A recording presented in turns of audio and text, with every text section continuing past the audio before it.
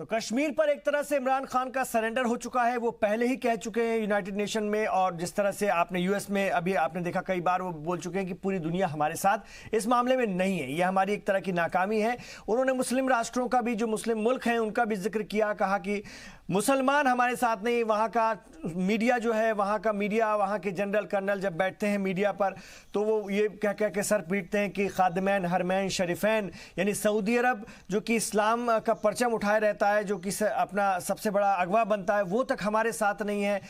और कोई नहीं है, दो चार एक आध कंट्री को छोड़ के, टर्की को छोड़ करके, तो बहुत पूरी दुनिया हमारे साथ नहीं है और मुस्लिम राष्ट्र भी हमारे साथ नहीं है। ये बहुत अफसोस पाकिस्तान को, इसका सदमा भी पाकिस्तान को लगा है और लगना भी चाहिए। जो अपने आप को दादा समझता था इस्लामिक मुल्कों का, वो अपना फ़ायदा देखेंगे, अच्छा या बुरा देखेंगे कि आपके मजहब और आपके जज्बात देखेंगे। वो भी अपने आप को देखते समझते हैं और अच्छा बुरा समझते हैं, और कश्मीरियों का अच्छा बुरा दुनिया समझती है। मेरे साथ गुलरेज शेख साहब हैं। गुलरेज शेख साहब, इमरान खान कल बोलने वाले हैं, वजीर आजम मोदी भी कल बोलने वाले हैं। संजीव जी ने आपके सामने ब्रेक से पहले कई सवाल रखे और उनका कहना है कि ये सब प्रोपेगेंडा है, नकली है, झूठ बातें हैं, और कहीं ना कहीं ये सब आप लोग जो हैं लोगों को बरगलाने के लिए, कंफ्यूज करने के लिए सब कर रहे हैं। मैं सारी चीजों को जोड़ के आपके पास ला रहा हूं। इमरान जी, मैं खैर इस देश का जो विपक्ष है ना, वो तो इस देश की कब्र खोद रहा है पूरे समय, तो मैं उनको रिस्पॉन्ड करना भी नहीं चाहूंगा। लेकिन जो मुद्दे की बातें हैं जिस पर मैं प्रिपेयर करके आया हूं आपके लिए, उन पर बात करना चाहता हूं। देखिए, कल जो है नरेंद्र मोदी जी वहां पर बोलेंगे तो एक वैश्विक नेता के रूप में बोलेंगे। उनका फोकस और उनका ऑब्सेशन कोई पाकिस्तान एक सूत्री नहीं रहना है। वे ट्रेड पर भी बात करेंगे, वे जलवायु पे भी बात करेंगे, वे हमारे जंगलों के विषय पे भी बात करेंगे, पानी के विषय पे भी बात करेंगे, प्लास्टिक के विषय में भी बात कर सकते हैं, प्लास्टिक के विषय में करेंगे, ग्लोबल टेरर के विषय में करेंगे। इन सब विषयों पर प्रभावी रूप से बात करेंगे। जबकि आप देखना, इमरान खान साहब जो बोलेंगे वो केवल एक ही तरफ की बात करेंगे, वो है इंडिया कश्मीर। यहां तक कि उनके देश में जो समस्याएं हैं उसके विषय में भी बात नहीं करेंगे। गरीबी पे नहीं बोलेंगे, वे अशिक्षा पे नहीं बोलेंगे, उनके यहाँ जो मानव अधिकारों के हनन होते हैं उस पर नहीं बोलेंगे। और आप एक बात और देखिए, हम जिस प्रकार की डिबेट करते हैं ना, उसमें कई बार मेन मुद्दे हट जाते हैं। आज जिस प्रकार से पाकिस्तान ने हाफिज सईद को जो अकाउंट्स को डीफ्रीज करके 1.5 लाख रुपए प्रति माह वो निकाल सके अपने परिवार के भरण पोषण के लिए, उसकी गुहार लगाई और वहां से परमिशन प्राप्त की यूएन से, तो आप यह समझे कि ऐसा क्यों किया है। देखिए, अंतरराष्ट्रीय राजनीति में बिना किसी मतलब के कोई भी काम नहीं होता है। तो पहला प्रश्न यह उठता है, क्या हाफिज सईद के लिए इतना बड़ा अमाउंट है 1.5 लाख रुपए पर मंथ का? नहीं है। यहां तक 1.5 करोड़ रुपए पर मंथ भी इंपॉर्टेंट नहीं है। फिर ये क्यों किया गया है? ये इसलिए किया गया है ताकि एक तीर से दो शिकार हो। एक शिकार तो जो है FATF का है, जिसमें पाकिस्तान ये दिखाना चाहेगा कि देखिए, हम तो आतंक पर इतने कड़ाई से काम कर रहे हैं कि हम 1.5 लाख रुपए जैसे छोटा सा अमाउंट भी आपसे पूछे बिना नहीं देते। दूसरा जो है सबसे बड़ी चीज वो यह है कि ये लोग शायद है कि लश्कर तोयबा को साथ लेकर और ISI के साथ मिलकर कुछ षड्यंत्र बन रहा है भारत में बड़े आतंकवादी हमला करने का, और उसके पहले से ही रचना हो रही है कि लश्कर तोयबा तो कर ही नहीं सकता, क्योंकि जो हाफिज सईद है वो तो जेल में है और उसके ऊपर तो दुनिया की दृष्टि है, और पाकिस्तान ने इतना उसको डिफ्रीज कर दिया है कि वो 1.5 लाख रुपए पर मंथ से ज्यादा निकाल नहीं सकता। तो वहां हमारे खिलाफ एक षड्यंत्र हो रहा है। उस षड्यंत्र के तहत ही आज ये हुआ है, ताकि दुनिया की आंख में धूल झोंक सके पाकिस्तान और भारत पर हमला कर सके। और आप देखिए, हमारा विपक्ष क्या चर्चा कर रहा है कि हमेशा वो मोदी का ऑब्सेशन जो है वही उनको मोदी का विरोध जो है वो देश का विरोध करवा रहा है उनसे। तो हम मूल मुद्दों पे बात नहीं कर पा रहे इमरान भाई, और हम तो ये कोशिश करेंगे कि आने वाले समय में FATF इसको पाकिस्तान को ब्लैक लिस्ट में डाल दे। लेकिन मैं आपको एक चीज और कह रहा हूं कि यदि वो ब्लैक लिस्ट में नहीं भी डलता है, वो ग्रे लिस्ट में भी रहता है, तो भी हमारे लिए विन विन सिचुएशन है। क्योंकि यदि ब्लैक लिस्ट में जाता है तो पूरा कंगाल हो जाएगा, लेकिन यदि ग्रे लिस्ट में रहता है तो ब्लैक लिस्ट से अपने आप को बचाने के लिए उसको बहुत सारे काम करके दिखाना पड़ेंगे। ठीक है, तो वो भी अच्छा है हमारे लिए। कर्नल साहब, जो बात गुलरेज शेख साहब कह रहे हैं, ये शरारत फिर पाकिस्तान करेगा और वो सारे अपने हरबे इस्तेमाल करता रहेगा, क्योंकि बेशर्मी की भी उनके पास कोई सीमा है नहीं। दरअसल देखिए, पिछले 8-10 रोज से पूरा देश देख रहा है कि पंजाब में ड्रोन के द्वारा हथियार सप्लाई किए जा रहे हैं। पाकिस्तान के अंदर एक खालसा का एक आतंकवादी ग्रुप पनप रहा है, बब्बर खालसा, वो गोपाल चावला वगैरह की जो गैंग है पूरी, एक गैंग है जी, वो पनप रहा है और आईएसआई उसको पूरा सपोर्ट कर रही है। पहले भी आतंकवाद जो है पंजाब में शुरू किया, उसको कश्मीर में एक्सपोर्ट कर दिया इन्होंने जी। अभी कश्मीर पर चारों तरफ से हमारी सेनाएं तैयार खड़ी हैं, वो किसी को नहीं घुसने दे रही हैं उस साइड में। उन्होंने सोचा है कि इसको पंजाब के द्वारा दोबारा रिवाइव किया जाए इंडिया में आतंकवाद जी।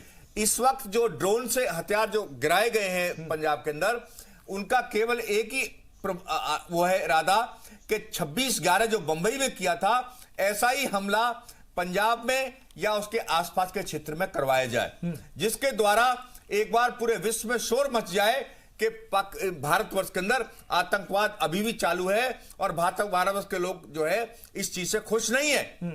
तो पाकिस्तान ने अपना सीधा मतलब न साध करके इसको पंजाब के द्वारा शुरू करने के इरादे शुरू कर दिए हैं, जो कि पंजाब के मुख्यमंत्री ने खुद अमित शाह साहब से रिक्वेस्ट की है कि इसको रोकें, क्योंकि बहुत सारे हथियार इन्होंने गिरा दिए हैं वहां पर और वो पकड़े भी जा चुके हैं। तो इसलिए पाकिस्तान के जो कह रहे हैं लोग शरारत कर सकता है, ऑलरेडी शरारत करनी शुरू कर दी है उसने। लेकिन अब दौर बदल चुका है रमेश जी, अब ये मोदी दौर है। क्या लगता है कि इतनी जो ये हरकत है या इतनी जो करतूत है, ये सारी हरबे शरारतें करने में ये लोग कामयाब हो पाएंगे? चीजें बदल चुकी हैं। ये वो दौर है कि तुम पुलवामा करोगे तो बालाकोट में घुसकर मारेंगे। नहीं, बिल्कुल सही बात। अभी कर्नल साहब ने जो बताया कि पंजाब के अंदर वो जो हथियार वगैरह वहाँ से छोड़े जा रहे हैं, ड्रोन से नीचे गिराए जा रहे हैं, दरअसल वहाँ स्थिति ऐसी है कि खबरें जो आई हैं कि ड्रोन से वो लोग ड्रग्स वगैरह कुछ ऐसी मादक पदार्थ वगैरह नीचे फेंके जा रहे हैं ताकि उससे लोग खा के प्रभावित वगैरह हों। तो स्थितियाँ, अगर हम ये बात करें कि पाकिस्तान का जो आतंकवाद है दोबारा से पंजाब में पनप लेगा, ये बड़ी दूर की बातें हैं। और जिस तरीके से हमने पूरे जम्मू की घेराबंदी चारों तरफ से कर दी है, लेकिन इनपुट आईबी के पास ऐसे भी आ रखे हैं कि कुछ आतंकवादी 335 मेरे ख्याल से 319 ऐसा कोई आंकड़ा आया है कि अभी भी जम्मू के अंदर वो लोग हैं। लेकिन जब तक इनकी वहां के जो हुर्रियत नेता हैं और जो वहां पे स्थापित जो नेता हैं, इनकी घेराबंदी रहेगी इमरान भाई, मुझे नहीं लग रहा कि वहां पे कुछ होने वाला है। अभी कौशिक साहब ने अपनी चिंता बिल्कुल जाहिर करी है कि वहां जो एक बंदी का जो माहौल बना हुआ है, ठीक है, वो नहीं होना चाहिए। मुझे थोड़ा सा इस बात पे ऐतराज है। अगर कौशिक साहब वहां पे ये नहीं होगा, अगर उनको बंदी का माहौल नहीं दिया जाएगा, तो अगर ये बाहर आ गए खुल्लम खुल्ला, तो स्थिति फिर वही हो जाएगी जो 40 दिन पहले की थी। क्योंकि जो व्यवस्था जब बिगड़ी हुई होती है, उनको बिगाड़ने वाले जो होते हैं, जब हम लोग आइडेंटिफाई कर लेते हैं कि ये लोग बिगाड़ने वाले हैं उस व्यवस्था को, तो उनके ऊपर इस तरह की सख्ती करनी ही पड़ती है। अब बात आ जाती है, जैसे कर्नल साहब ने कहा कि पंजाब में अब बॉर्डर के रास्ते फिर हथियार यहाँ पे भेजे जा रहे हैं, तो ऐसी स्थितियां नहीं है। मुझे लग रहा कुछ मीडिया में खबरें भी खंडित हुई हैं कि बीच में ऐसी खबरें गलत आ गई। संजीव जी, पाकिस्तान तो अपने सारी शरारतें करेगा और वो करता ही है, वो है ही इस तरह का मुल्क और पूरी दुनिया में बदनाम है। जिनके यहाँ उसामा बिन लादेन जैसे लोग पाए जाते हैं, उनसे उम्मीद भी क्या की जा सकती है। लेकिन क्या हम ये माने कि मोदी हुकूमत है, मोदी दौर है, मोदी युग है, चीजें पाकिस्तान को उतनी आसान तो नहीं मिलेंगी जैसे पहले मिल जाया करती थी? देखिए, पहले भी जिसकी भी हुकूमत रही है, वो भी उन लोगों ने भी काम अच्छा किया है, बुरा नहीं किया है। ये भी सरकार बेहतर ढंग से काम कर रही है, इसमें कहीं कोई दो मत नहीं है। लेकिन ये बात जो मोदी हुकूमत है और मोदी दौर है, ये पुलवामा, इलेक्शन, राष्ट्रवाद, इलेक्शन के पहले ना, उससे पहले तो नहीं। इलेक्शन में लाभ तो मिला सरकार को उसका। बहुत सारी चीजें हैं, जब आप आंख खोल के देखेंगे तो इलेक्शन होने के बाद और बहुमत के साथ सरकार बनने के बाद पहले कुछ हफ्तों में ही इतना बड़ा डिसीजन ले लेना, ये काम तो बीच में भी हो सकता था। जैसा आप बोल रहे हैं संजीव जी, मैं बार बार अगर सरकार की नियत में खराबी होती, डिसीजन आप बताइए ना, खराबी होती तो 70 और 35 के आगे आप मुझे बताइए, देश की गिरती अर्थव्यवस्था, बेरोजगारी अपने चरम पे, महंगाई अपने चरम पे, इन सारे मुद्दों को छोड़ करके हम किस मुद्दे पे बात कर रहे हैं? एक बात मुझे बताइए, मैं आप ही से सवाल कर रहा हूं ना, आप मुझे बताइए, क्या सरकारी मुद्दे ये नहीं थे क्या? अभी देश की गिरती अर्थव्यवस्था, आप चले जाइए यहीं गुड़गांव में चले जाइए, 300 से ज्यादा ऑटो सेक्टर वाले फैक्ट्रियों में ताले बंद हो गए हैं, ताले लग गए हैं, 10,000 से ज्यादा लोग बेरोजगार हो गए हैं। चर्चा नहीं करें। संजीव जी आपने सवाल उठाया, आप जवाब लीजिए। रमेश जी मैं जवाब दे रहा हूँ। कौशिक जी देखिए कौशिक जी मैं बता रहा हूँ आपको, 370 हटाना इसलिए जरूरी था कि यदि 370 ना हटाया जाता तो पाकिस्तान का उतना ही इंटरफेरेंस लगातार जो हम आतंकवाद से लड़ रहे थे, जो हमारे भारत के धन संसाधन हमारे खर्च हो रहे थे, हमारे लोगों की शहादतें वहां हो रही थी, वो उसी तरह चालू रहती। इसलिए इस पर लगाम लगानी जितनी जल्दी से जल्दी लगाई जा सकती थी वो लगाई गई है। मुझे खुशी है, मुझे खुशी है, लेकिन कम से कम वहां के लोगों को सांस लेते हुए भी तो दिखाई ऐसा वहां के देखो, जो इतनी बड़ी बीमारी जो 70-72 साल से चली आ रही थी, यदि उसको दूर किया गया है तो कुछ थोड़े दिन परहेज भी करना पड़ेगा। बार बार सारे लोग यही तर्क दे रहे हैं, आप गला संजीव जी बार बार ये संजीव जी बात कर रहे हैं, और ये भी कह रहे हैं कि ये सिर्फ चुनावी फायदों के लिए आप लोग करते हैं। जब मैं उनसे कह रहा हूं कि सरकार पूरे बहुमत के साथ, जबरदस्त बहुमत के साथ बनने के बावजूद भी पहले शुरुआती हफ्तों में ये काम कर दिया गया, तो भी वो उनको शक है। वो कह रहे हैं कि तमाम समस्याओं से ध्यान हटाने के लिए ये कार्रवाई हुई है। मैंने आपका सवाल सही रख दिया इमरान भाई, यही तो परेशानी है, यही विडंबना है इस देश पे। एक तो सबसे बड़ी बात तो क्या है, पूरे 5 साल चुनाव चलते रहते हैं, किसी ना किसी प्रांत का चुनाव आ जाता है और उसके बाद फिर जनरल इलेक्शन आ जाते हैं। तो क्या इसका मतलब क्या हुआ कि देश के लिए कोई कार्य करा ही नहीं जाए? क्योंकि जैसे ही आप कार्य करोगे, प्रांत के चुनाव में आप भुना तो रहे हैं। विपक्ष मुंबई में उसी दिन तो प्रधानमंत्री जी ने बड़े जोर शोर से कहा 370 और 35 से लगातार 10 मिनट में 10 बार उन्होंने चर्चा किया। क्या गलत कहा? हुआ तो है ना सर, आप भुनाने का प्रयास तो कर रहे हैं ना। काम करेगा उसको तो देश के जवान शहादत देते हैं, आप पीछे तस्वीर लगाते हैं और आगे राजनीतिक मंच सजा देते हैं। आपको फायदा तो मिल ही रहा है ना, और यदि आपको फायदा मिल रहा है तो उसकी चर्चा भी हम करें। अरे संजय जी सुनिए ना, मेरे सवाल के जवाब दीजिए। मुझे लगता है थोड़ी कांग्रेस और विपक्षी पार्टियां तो भजन करने आई हैं, राजनीति करने तो आई नहीं है आपके हिसाब से। अरे साहब, मैंने ये नहीं कहा, लेकिन आप भी तो मानिए कि आप भी राजनीति कर रहे हैं ना, कहीं सेना के पीछे, कहीं राष्ट्रवाद के पीछे, आप भी तो राजनीति कर रहे हैं ना, राजनीतिक लाभ तो आप भी ले रहे हैं। मैं यही तो कह रहा हूँ ना। नहीं, उपलब्धियों का गिनाना सरकारों का काम होता है मेरे ख्याल से। अगर कोई छोटी चाहे उपलब्धि चाहे बड़ी हो। गुलरेज शेख जी जवाब दीजिए, आपसे सवाल है, आप ऑफिशियल प्रवक्ता हैं जी। हम देखिए, मैं आधिकारिक रूप से एक बात कह रहा हूं कि भारतीय जनता पार्टी का मैनिफेस्टो उठा के देख ले, आप भारतीय जनसंघ का मैनिफेस्टो उठा के देख ले, तो ये जो मुद्दे आज हम कर रहे हैं हल, वो तो पहले से है हमारे मैनिफेस्टो में, आज से नहीं है सर। 53-52 के चुनाव के समय भी हमारे मुद्दे यही थे। तो हम तो जो हमने जनता को वादा किया और जनता ने जिस बल पे हमको मैंडेट दिया, जिस आधार पर, हम उस आधार को पूर्ण कर रहे हैं। दूसरी बात, जहां तक कश्मीरियों का विषय है, आपने सांस लेने की बात की। गुलेज जी एक मिनट, जिस जनसंघ की बात कर रहे थे, वो जनसंघ बाद में बना, पहले प्रजा पार्टी के नाम से था वो, और राजा हरि सिंह उसके संरक्षक थे। वही जनसंघ बाद में बना, और उन्होंने ही 370। मैं बोल दूं? जी बोलिए। देखिए, थोड़ा आपको इतिहास बताओ। जो आप प्रजा पार्टी की बात कर रहे हैं, जम्मू की, वो एक अलग एंटिटी थी। अरे साहब, वही तो बाद में जनसंघ में पूरा सुन ले, समझ तो ले इस बात को। जो भारतीय जनसंघ बनी, डॉक्टर श्यामा प्रसाद मुखर्जी ने गुरुजी से, गोलवलकर जी से कुछ सहायता मांगी प्रचारकों के रूप में, उसके बाद भारतीय जनसंघ बना। और जो श्यामा प्रसाद मुखर्जी जनसंघ से पहले जिस पार्टी में थे, उसका नाम था हिंदू महासभा। हिंदू महासभा में उनके नहीं बन पा रहा था आइडियोलॉजिकली, तो फिर उन्होंने निकल के अलग पार्टी बनाई। फिर वो बात, मैं तो सिर्फ ये कह रहा हूँ कि राजा हरि सिंह उसके संरक्षक थे, और राजा हरि सिंह, भाई जनसंघ अलग चीज है और चलिए वो विषय नहीं है, वो अभी विषय नहीं है। चीज हम बात कर रहे हैं कश्मीरियों की, कुछ देर पहले कर रहे थे कि वो अच्छी तरह से सांस ले। देखिए, बड़े स्पष्टतः कह रहा हूं कि वे जो हैं कश्मीरी भारत माता के बच्चे हैं, हमारे भाई बहन हैं। हम चाहते हैं अच्छी तरह से सांस लें, और उसी के लिए व्यवस्था की गई है। ये इतना जो फोर्स लगा है, वो भी इसीलिए लगा है क्योंकि भाई सांस लेने और खेलने और चेहरे पर मुस्कुराहट लाने के लिए दरवाजे पर AK-47 लेके खड़ा करने की जरूरत नहीं है। माहौल वैसा देते हैं, हम दुनिया डांट रही है, पाकिस्तान को लताड़ रही है, झिड़क रही है। अरे हम भी लताड़ रहे हैं। पाकिस्तान की क्या हैसियत है? आप वही बार पाकिस्तान को क्यों ला रहे हैं? पाकिस्तान की क्या हैसियत है कि हिंदुस्तान से बात करें? वो मैं बार बार कह रहा हूं कि आप पाकिस्तान के नाम पर अपनी रोटी ना सके। पाकिस्तान की कोई हैसियत नहीं है, आंख दिखाने की हैसियत नहीं है हिंदुस्तान को, कुछ नहीं कर सकता पाकिस्तान होने के अलावा अन्य मंचों पे। बंदा खड़ा है, मैं कहता हूं कि यदि मेरी जान को थ्रेट है तो, और मुझे सरकार Z सिक्योरिटी या Z+ देती है, तो 24 घंटे मेरे कमरे के बाहर दरवाजे के बाहर AK-47 लिए सीआरपीएफ का बंदा खड़ा रहेगा तो तभी मैं सुकून मैं से वही सांस कह ले रहा हूँ पाऊंगा। कि जब इस तो तरह ये की जो स्थिति बंदे होती है तो खड़े चेहरे हैं, पे हवाइयाँ उड़ती है, उनकी मुस्कुराहट नहीं होती। संजीव जी, इससे पहले उनकी क्या सुरक्षा के लिए कश्मीर खड़े में मुझे हैं, बता सर। पाएंगे आप? क्या उसी से इसकी तुलना कर रहे हैं आप? नहीं, आज से 370 आप हटाने उसी से से इसकी पहले तुलना कर रहे जो हैं? हमारे कश्मीरी उसी भाई सिचुएशन बहनों से को तुलना भारत करना सरकार चाह रहे हैं दी आप? है। 370 हटाने से दोनों पहले बराबर क्या स्थिति सिचुएशन है, थी? दोनों सिचुएशन बराबर है।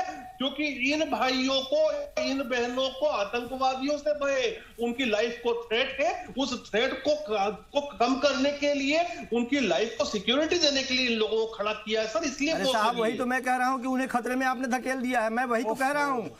जिस तरीके की बात कर रहे हैं आप, दरवाजे पर इतना बड़ा कदम उठा लिया गया, विश्व मंच पर हमारी तूती बोल रही है, हमारी बात का सम्मान हो रहा है, पे तूती बोलेगी, बाद हमेशा बोलेगी, पर तकलीफ मैं भी उसके साथ हूँ। मेरा भी सीना चौड़ा होता है। सवाल खड़े कर रहे हैं। मैं हिंदुस्तान के अंदरूनी मुद्दा पर बात कर रहा हूँ, मैं विश्व मंच पे बात नहीं कर रहा हूँ। वो मारे गए थे आपके विचारों में, पाकिस्तान के विचारों में क्या अंतर है? कर्फ्यू था, लेकिन जब से 370 हटाई है, एक सरकारी गोली नहीं चली है। चलिए अब कैसी बात कर रहे हैं आप? ठीक है, अब जवाब दीजिए जरा कर्नल साहब के। संजीव जी। संजीव जी, मुझे ये बताइए, पहले दो बातें मेरी जी। एक तो 370 हटाने से पहले क्या कश्मीर में स्थिति बिल्कुल शांत थी? नंबर दो जी, आपके विचारों में और पाकिस्तानी नेताओं के विचारों में क्या अंतर है, ये जरा मुझे बता दीजिए। आपने हमारे विचारों की तुलना तो कर दी, हाँ, लेकिन खट्टर साहब के विचारों की बात तो नहीं करी आपने। उन्होंने भी तो कुछ कहा था, जिनका विचार वहां पे कोट किया गया था, उसके बारे में भी दो लाइन बोला। अरे सर, उन्होंने क्लियरिफिकेशन भी दे दिया। अरे साहब, क्लियरिफिकेशन दे दिया। आप अपने आप खींच लेंगे, आप अपने आप खींच लेंगे। हम हिंदुस्तान के अंदरूनी राजनीति की बात हो, हिंदुस्तान के अंदरूनी हिस्से की बात हो, पाकिस्तान ने हम सवाल यदि उठाते हैं, कांग्रेस पड़ोसी मुल्क यदि उसको उठा लेता है तो हम जवाब कौमी सदर का रहे हैं जो उनका नाम कोट करके चिट्ठी लिखी, तो उसके बाद उनको भी स्पष्टीकरण देना पड़ा था। सर आप ये भी तो देखिए, आप ये भी तो देखिए संजीव जी, जी स्पष्टीकरण किसको नहीं देना पड़ा था? नहीं, खट्टर साहब ने दिया तो फिर राहुल गांधी साहब ने भी दिया था। मैं यही 4 दिन बाद मैं यही कह रहा हूं कि जी। क्या राहुल गांधी या हिंदुस्तान की विपक्ष यदि कोई स्टेटमेंट दे रही है, या यदि हम सवाल उठा रहे हैं, इसको यदि पाकिस्तान उठा रहा है उसी तरह से यदि उठाना वो चाह रहा है अपने अंतर्राष्ट्रीय मंच पे, तो क्या सिर्फ इसलिए हम जुबान छीनने की कोई अंतर्राष्ट्रीय मंच पर इसका इस्तेमाल कर रहा है? हम हिंदुस्तान के लिए हम चिंतित ना हो, हम हिंदुस्तान के अंदरूनी हिस्से के बारे में बात ना करें। आपको जब इतना ही परेशानी थी, आप एक बार किसी विपक्ष के लोगों से एक बार आप मशवरा लेते, उन्हें विश्वास में लेते आप, ये कश्मीर में वहां मुझे बताइए 370 और 35A, हमें बेसिक मुद्दे के बारे में बात करनी चाहिए कि क्या ये धाराएं अच्छी थी? नहीं, वो ये कह रहे हैं ना, आप एक चीज और मुझे बताइए, क्या ये हटा देने के बाद में कश्मीर की सारी समस्याएं खत्म हो जाएंगी? से जवाब लेना चाहता हूं। सर क्या ये हटा देने के बाद में कश्मीर की सारी समस्याएं खत्म हो जाएंगी? हो जाएंगी? नहीं होंगी, बिल्कुल नहीं होंगी। आप नहीं रहेंगे। आप मुझे बताइए, अपना लॉजिक बताइए, क्यों नहीं होंगी? आप बताइए। देखिए, ओपन हो गया वहां पर निवेश, अभी पूरा देश का निवेश, पूरे विश्व का निवेश। अरे साहब, हिंदुस्तान के बहुत सारे हिस्से हैं जहां ओपन निवेश आप कर सकते हैं, उससे तुलना कर लीजिए आप। अभी हिंदुस्तान के बहुत सारे ऐसे हिस्से हैं जहां ओपन निवेश है, उसकी स्थिति क्या है? तुलनात्मक दृष्टिकोण से देख लीजिए ना। दीजिए, मैं अपने तमाम मौजूद मेहमानों से आपके सवालों पर बात करूंगा। कल वजीर आजम नरेंद्र मोदी और इमरान खान आमने सामने होंगे, बहुत खास मौका होगा 370 हटने के बाद, इसलिए हम 370 पर भी एक बार फिर पीछे जाकर के, माजी में जाकर के संजीव जी के, या विपक्ष जिसको आप इस देश का कहना चाहिए, संजीव जी तो एक राजनीतिक विश्लेषक है, लेकिन जो वो सवाल उठा रहे हैं विपक्ष के हवाले से, उस पर भी सफाई आनी चाहिए, वो भी क्लियर होना चाहिए। तो कल बहुत खास दिन होगा यूनाइटेड नेशन जनरल असेंबली में, खास मौका जब वजीर आजम नरेंद्र मोदी और पाकिस्तानी पीएम इमरान खान आमने सामने होंगे, दोनों को अपनी बात कहने का मौका मिलेगा। 370 हटने के बाद एक तरह से पाकिस्तान ने जिस तरह से सरेंडर ही कर दिया है कश्मीर मामले को, दुनिया भर में उठा उठा के, थक हार के, उसके बाद वजीर आजम नरेंद्र मोदी को सुनना बहुत दिलचस्प होगा। और जाहिर सी बात है कि इमरान खान पाकिस्तान में का जो प्रोपेगेंडा है कश्मीर का, उसको वहां पे अलापेंगे। मैं आपके पास आ रहा हूं रमेश जी, बेहद खास, बेहद अहम मौका होगा 370 हटने के बाद खास तौर से। नहीं, बिल्कुल इसमें कोई दो राय नहीं है। मुझे जहां तक लग रहा है, ये सालाना जो अधिवेशन हो रहा है, 74वां अधिवेशन, तो इसमें पूरे साल का जो खाका होता है, जो इसके सदस्य देश हैं, उनको अपनी बात, अपनी समस्याओं को रखने का मौका मिलता है। अब पाकिस्तान पिछले 6 महीने से जो सारी बातें, चाहे संयुक्त राष्ट्र में चिट्ठी लिखना हो, चाहे ट्रंप के साथ में चुगली करना हो, या और दूसरे इस्लामिक देशों के साथ में हमारे भारत की खिलाफत करना हो, लेकिन मुझे लग रहा है इस बार जो एक कल जो होने वाला है, जो ड्रामा मैं को कहूँगा, ड्रामा जो होने वाला है कि इसकी जो फ्राक में था कि जब सामने भारत के नरेंद्र मोदी साहब बैठे होंगे और दूसरे राष्ट्राध्यक्ष बैठे होंगे, तो उनके सामने मैं शायद भारत को बेइज्जत करूंगा। लेकिन मुझे लग रहा है इसका मौका भारत भी तलाश रहा था। भारत इसलिए तलाश रहा था कि जब हम अपनी चीजें रखेंगे, चाहे कश्मीर को लेकर रखेंगे, चाहे किसी चीज को लेकर रखेंगे, जब सामने इमरान खान बैठे होंगे, पाकिस्तान के सरकार बैठी होगी, तो मुझे लग रहा है इनकी बातें सही से सुनी जाएंगी। अब इंडिया की तरफ से, मोदी की तरफ से क्या बोला जाएगा सबको पता है। वो आतंकवाद पे बोलेंगे, आतंकवाद को खत्म करने के लिए बोलेंगे, और वैश्विक जो विकास वाली बात है वो हमेशा उनके मुख से निकलता है, वो यही बोलेंगे। लेकिन यहां एक बात सबसे ज्यादा देखने को मिल रही है, एक अभी मैं देख रहा था किसी चैनल पे बात हो रही थी कि जब इमरान खान पाकिस्तान से अमेरिका पहुंच रहे थे तो इनके पास सऊदी अरब के प्रिंस जो मोहम्मद जो सलमान बिन है, तो उन्होंने फोन करा था कि आप मेरे साथ चलो। तो ऐसा हुआ भी, वो अपने प्लेन से ना जाके उनके साथ अमेरिका गए हैं। क्या मुझे लग रहा कोई खिचड़ी तो नहीं पक रही इनकी कि संयुक्त राष्ट्र में जब बोलेंगे पीछे से ये कुछ हवा दें, भारत के खिलाफ हवा दें या उनके पक्ष में खड़े हों, तो ये चीजें कल स्थितियां कुछ साफ हो जाएंगी। लेकिन मुझे लग रहा है जो हमारी तैयारी है, भारत सरकार की जो तैयारी है, अभी बाइट जो चलाई है हमारे विदेश मंत्री ने, उन्होंने साफ कर दिया जो हमें बोलने वाले मुद्दे हैं वो बिल्कुल क्लियर है। जो मोदी साहब बोलेंगे वो साफ तरीके से बोलेंगे कि जिस तरीके से अभी 3-4 दिन से ट्रंप के साथ में और लोगों के साथ में जो मुलाकातें हो रही हैं, उन्होंने साफ कहा है जो पूरा समूचा संसार इस समय आतंकवाद से पीड़ित है, उसी पे मेरे ख्याल से बात होगी। ठीक है, तो संजीव जी हम ये मानकर चलें कि मोदी है तो मुमकिन है, और वहां पर भी मोदी है तो मुमकिन है वाला जलवा देखने के लिए मिलेगा। कल दुनिया इस जलवे को एक बार फिर देखेगी। श्योर, हम बिल्कुल आपके विचार से सहमत हैं। क्योंकि विश्व के किसी मंच पे यदि हमारे प्रधानमंत्री इस तरह से कुछ बोलते हैं जिसको पूरी दुनिया सुनती है और मजबूती के साथ रखते हैं, तो मेरा भी फख्र से सीना चौड़ा होता है। निश्चित तौर पे पाकिस्तान पहले से ही अलग थलग पड़ा है, और कल का जो सम्मेलन है जिसमें वो बोलने वाले हैं या बाद में पाकिस्तान बोलने वाले हैं, सारे लोग जानते हैं कि पाकिस्तान वही रटी रटाई अपनी आवाज़ दोबारा दोहराने की कोशिश। लेकिन मुझे लगता है कि जिस तरह से लगातार वो साइड होते चले गए हैं, इस बार भी या कल भी वही देखने को मिलेगा। हमारे प्रधानमंत्री जी कम से कम बातों के मामले में तो सबसे आगे हैं, जिस तरह से अपनी बात वो रखते हैं, तुलना करके रखते हैं, जिस तरह से सधे अंदाज में रखते हैं। नहीं, आपका मतलब क्या ये बोलने से कि बातों के मामले में सबसे आगे हैं? नहीं, बातों के मामले में बोलने के अंदाज में, बोलने के अंदाज में शायद आपको लगा हो, बोलने के अंदाज में, बोलने का उनका तरीका जो है वो बड़ा ठोस है। ये तो हम भी कह रहे हैं, बोलते बहुत अच्छा है और सबसे अलग बोलते हैं। संजीव जी, आपकी आलोचनाओं से गुलरेज जी जरा सी भी आपकी बात पकड़ लेते हैं कि अगर कहीं आपको नहीं, ठीक है, वो सरकार के सिपाही के तौर पे है, पार्टी के सिपाही के तौर पे है, तो पकड़ना स्वाभाविक है। संजीव जी पूरी तरह से सहमत हैं आपसे भी, और होना भी चाहिए, हिंदुस्तानी को होना भी चाहिए, किसी भी हिंदुस्तानी। अंतर्राष्ट्रीय मंच पे यदि हमारा प्रधानमंत्री केवल गुलरेज भाई के थोड़े हैं, हमारे भी प्रधानमंत्री है ना, हमारे प्रधानमंत्री भी यदि जल्दी से गुलरेज जी अपनी बात रखिए, फिर मैं खत्म करूंगा जी।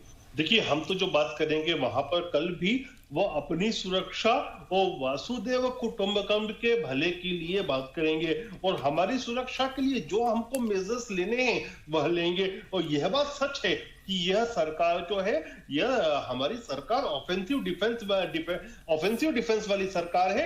अब पहले के दिन नहीं गए जब पाकिस्तान को हम बार बार डोजिया देते रहते थे। अब तो यह है कि हम तो सीधा डोज देने में विश्वास करते हैं और वह उसी के काबिल हैं। जहां तक दूसरी बात है, जो हम बात कर रहे थे कि कल इमरान खान क्या बोलेंगे, देखिए इमरान खान जितना बोलेंगे अपने आप का मजाक बनाएंगे। अंतरराष्ट्रीय स्तर पर बार बार उनका मजाक बन रहा है। बीच में किसी वो विदेश नीति के इंस्टीट्यूट में भी जाकर बोले थे, वहां पर भी उनको बेइज्जत होना पड़ा, क्योंकि वो प्रश्न जो पूछे गए उसको या तो डॉज करते रहे या मूर्खता वाले उत्तर देने लगे। तो पाकिस्तान के प्रधानमंत्री क्या बोलेगा मुझे उससे कोई फर्क नहीं पड़ता, और टू बी वेरी प्रिसाइज दुनिया भी उनको छोड़ चुकी है, पाकिस्तान को कोई वैल्यू नहीं दे रहा। फाइनल कमेंट आपका। कल एक और बड़ी उम्मीद हमारे लिए भी और पड़ोसी के लिए भी अपना प्रोपेगेंडा करने की आखिरी। देखिए, ये जो एनुअल सेशन है यूनाइटेड नेशंस का, इतना बड़ा कदम उठाने के बाद में भारत को एक बड़ा सुनहरा अवसर मिला है, और अब तक की रिएक्शन जो भारत को मिली है पूरे विश्व से, उनसे एक बड़ा इंकरेजमेंट मिला है।